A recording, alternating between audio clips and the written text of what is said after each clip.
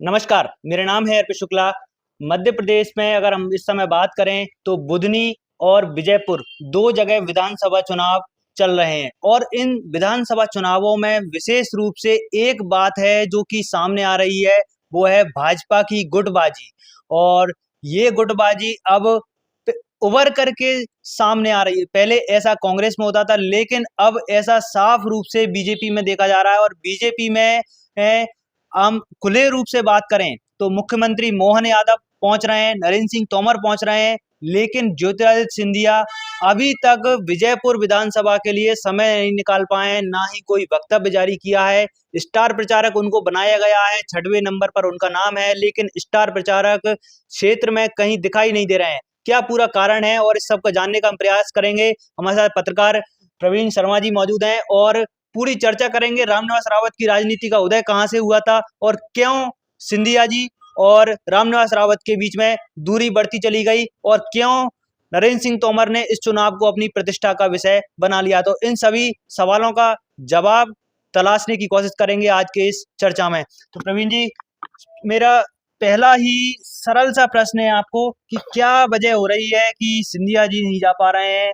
कुछ ही दिनों का समय बचा हुआ है चुनाव में, जबकि नरेंद्र सिंह तोमर जी इतना इंटरेस्ट ले रहे हैं। इसको किस तरह दिख रहे हैं? क्या गुटबाजी भाजपा में भी बढ़ रही है आपको लगता गुटबाजी तो है और गुटबाजी है? लगातार अंदर खाने पत्रकारों को तो पता ही है, क्योंकि हम सिंधिया खेमे के लोगों से भी मिलते हैं और तोमर जी के खेमे के लोगों से भी मिलते हैं और जनता नहीं समझ पाती है, या यूं कहें कि मंच पर जब नेता मिलते हैं तो बॉलीवुड के एक्टर इनके सामने फेल हैं। इतनी अच्छी एक्टिंग और हंसना मिलना जुलना इनके साथ इनके द्वारा किया जाता है, लेकिन ऐसा जो हो रहा है वो स्वाभाविक था। स्वाभाविक इसलिए भी था, मैं जनता से यही कहूंगा कि जो लोकसभा का चुनाव हुआ था और लोकसभा के चुनाव में जिस तरह से नरेंद्र सिंह तोमर जी ने रामनिवास रावत को अपने खेमे में लाए और नरेंद्र सिंह तोमर जी के साथ वो उनके समर्थक को लोकसभा चुनाव जिताने के लिए आए, और तोमर और सिंधिया जी की जो खटपट है वो लगातार चर्चा का विषय बनती है। जब सिंधिया जी 2020 में आए थे तो रामनिवास रावत कांग्रेस में ही रहना उनने एक समय रामनिवास रावत बड़े खास थे सिंधिया की, बिल्कुल। हाँ, इस चुनाव में ना जाने के दो कारण मैं आपको बता दूं।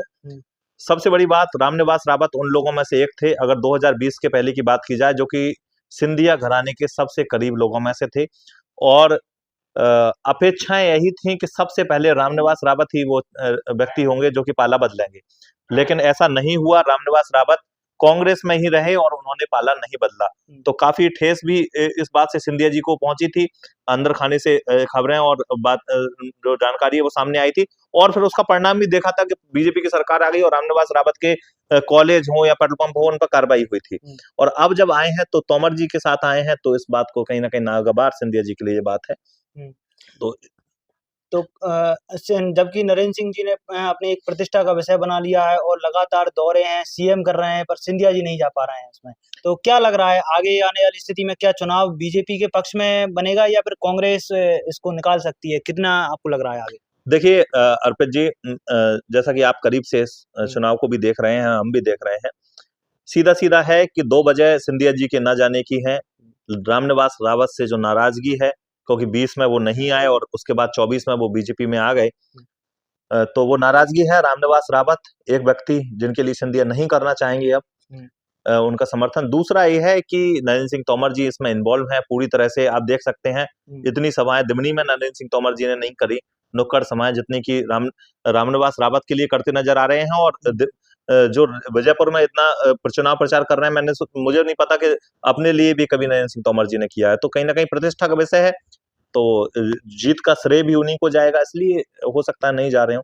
कई एक्सक्यूजेज रहते हैं नेताओं के पास। कांग्रेस का क्या लग रहा है इस समय? कांग्रेस से निकाल सकती कुछ मैदान में है या फिर क्लीन स्वीप दिख रहा है बीजेपी का ही? देखिए, मेरा मानना ये है कि हमारे यहाँ ज्यादातर चुनाव सिलेक्शन की जगह रिजेक्शन के लिए होते हैं, और वोट सिलेक्शन से ज्यादा व्यक्ति रिजेक्शन के लिए डालता है। रामनिवास जी बड़े लंबे समय से वहां पर विधायक रहे हैं, कितना विकास उन्होंने किया है, और अगर इतना विकास किया है तो फिर इतनी इस तरह से मुझे लगता है चुनाव प्रचार करने की जरूरत क्यों पड़ रही है। लोगों के पास इतने बड़े बड़े दिग्गज नेताओं को बार बार आने की जरूरत क्यों पड़ रही है। और कांग्रेस को कहीं ना कहीं लग रहा है कि बुंदरी में कहीं ना कहीं उनकी जीत बहुत मुश्किल है। तो इसीलिए पूरे कांग्रेस के आला कमान के जो नेता हैं मध्य प्रदेश कांग्रेस के, वो भी वहां पहुंच रहे हैं। अभी हाल ही सचिन पायलट भी आए, तो कांग्रेस पूरी ताकत लगा रही, क्योंकि कांग्रेस को लग रहा है कि विजयपुर एक ऐसी सीट है जो कि बीजेपी से वो खींच सकती है। मुकाबला कड़ा है, कुछ भी हो सकता है।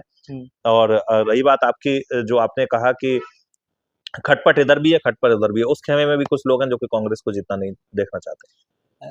ओवरऑल अगर हम बात करें तो विजयपुर विधानसभा में जो स्थिति देखने को मिल रही है कि एक गुटबाजी है, लेकिन अंतोगत्वा परिणाम क्या हो सकते हैं? ग्राउंड पर भी आपने देखा है, बात की है लोगों से, क्या लग रहा है आगे स्थिति कैसी निकल सकती है? किस तरफ झुकाव दिख रहा है परिणाम का, चुनाव परिणाम? देखिए, अगर मेरी बात माने आप तो शुरुआत से ऐसा लग रहा था कि विजयपुर का चुनाव कांग्रेस जीतेगी और रामनिवास रावत जी शायद इस बार लूज कर जाएं।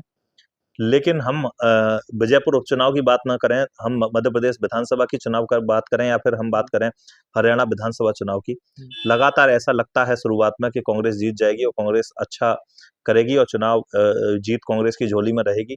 लेकिन कांग्रेस जनता के भरोसे बैठी रहती है और कहीं ना कहीं देखा जाता है कि जीती जिताई बाजी कांग्रेस लूज कर जाती है।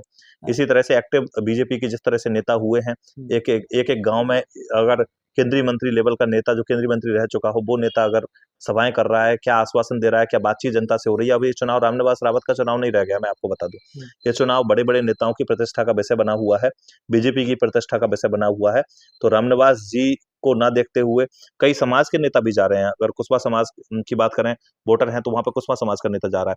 तो उनके पास कहीं ना कहीं बीजेपी के पास तंत्र है और इसलिए बीजेपी पूरी ताकत लगा रही है, पूरी ताकत लगा रही है। कांग्रेस ने आरोप भी लगाया है कि जो व्यक्ति कलेक्टर बने हुए हैं वो एक समय पर वन मंत्री, जो कि वर्तमान समय में है और चुनाव भी लड़ रहे हैं, उन्हीं के सचिव रहे हैं। तो इस तरह के भी आरोप लगाए हैं कांग्रेस ने। तो क्या अभी से कांग्रेस ने हार स्वीकार कर ली है, कह सकते हैं? देखिए, आरोप प्रत्यारोप का दौर तो चलता रहता है और लगातार आरोप प्रत्यारोप होते रहते हैं, लेकिन मुझे ऐसा लगता है कि हार और जीत किसकी होगी ये जनता के पक्ष में है और जनता ही जानती है। जनता जिसको जिताना चाहेगी उसको जिता देगी, जिसको हराना चाहेगी वो उसको हरा देगी। लेकिन बीजेपी गेम में है और बीजेपी पूरी तरह से गेम में है और ऐसा नहीं कहा जा सकता कि बीजेपी हार रही है।